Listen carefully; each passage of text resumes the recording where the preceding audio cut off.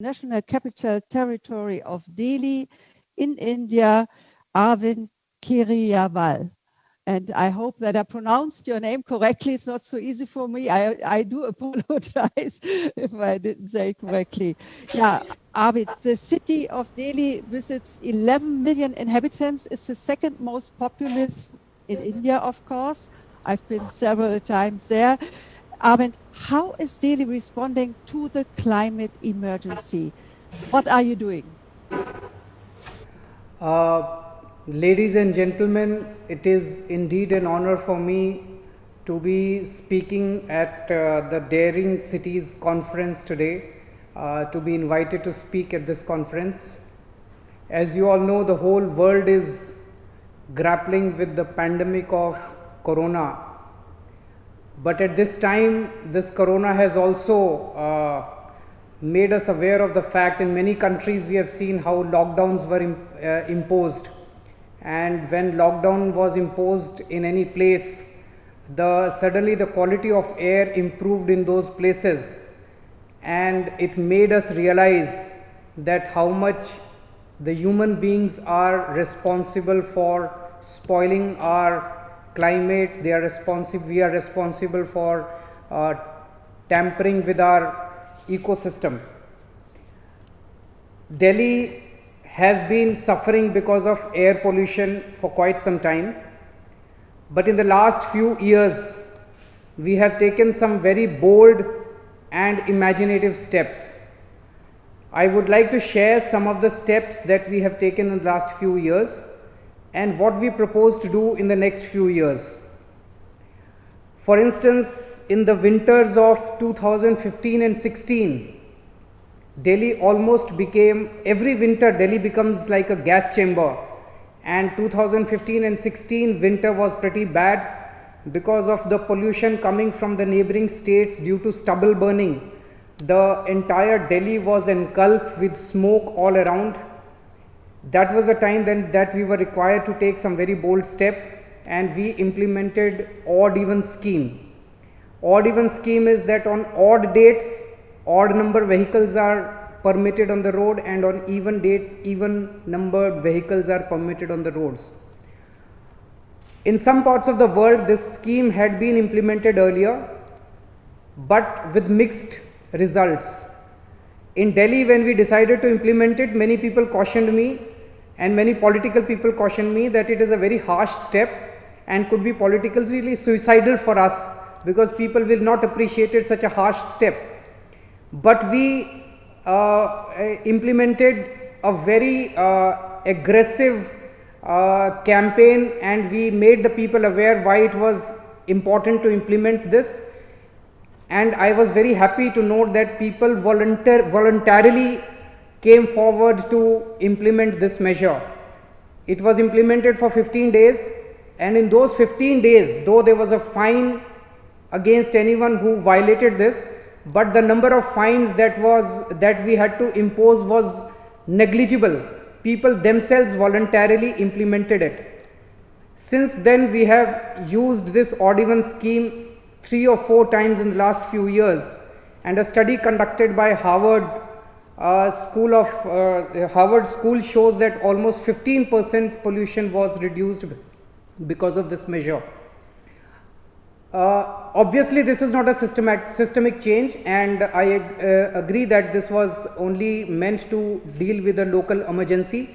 But I am sharing this experience only to tell you that right now the political will is there to implement any bold step in Delhi.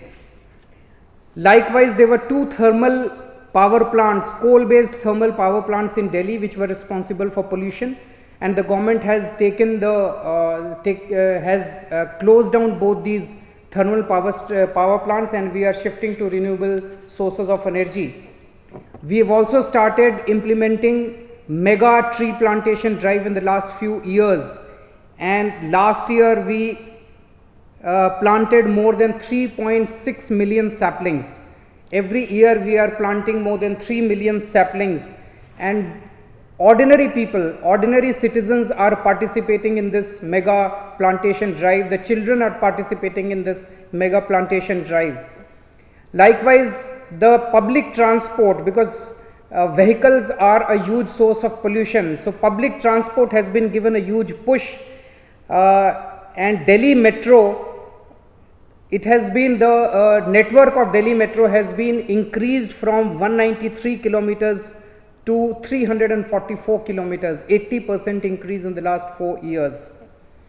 These are some of the steps that we took in the last few years. Also, for instance, there was a large number of industries were using polluting fuel, and so therefore we had to use carrot and stick policy to make them shift to non-polluting fuel. And now almost all the industries in the last few years have been shifted to non-polluting fuel. We provided them subsidies to the industries who came forward voluntarily, and we also imposed fines against those who did not implement it. And I'm very happy to inform that most of the industries now have shifted to non-polluting fuel.